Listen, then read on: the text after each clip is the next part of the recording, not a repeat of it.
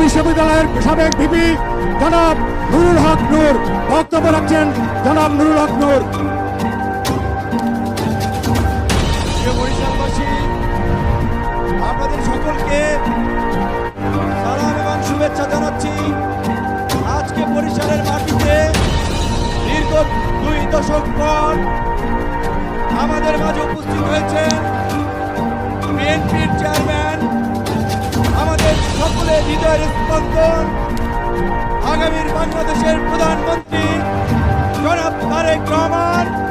তার সাথে ঢাকা থেকে জাতীয় নেতৃবৃন্দ, বরিশাল বিভাগীয় নেতৃবৃন্দ, বরিশাল বিভাগের 21 আসনের বাংলাদেশ জাতীয়তাবাদী দল বিএনপি এবং তার জোট সঙ্গী প্রার্থী সকলের পক্ষ থেকে আগামী 12 ফেব্রুয়ারি নির্বাচনে আপনাদেরকে ধানের শীষে ভোট দিয়ে, এবং আপনারা জানেন এই বরিশাল বিভাগের মধ্যে ভোলায় একে আন্দালি কামান পার্থ এবং পটুয়াখালী 3 আমি ট্রাক এবং গরুর গাড়ি মার্কায় নির্বাচন করছি।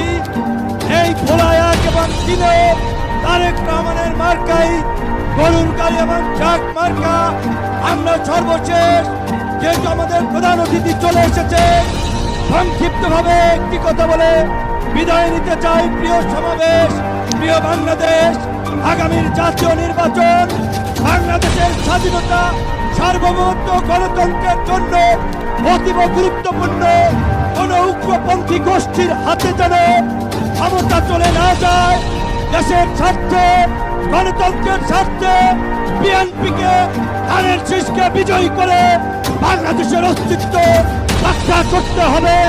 আমাদেরকে ভোটারদের কাছে যেতে হবে, জনগণকে বোঝাতে হবে। সবাই ভালো থাকবেন, সুস্থ থাকবেন। আল্লাহ হাফেজ।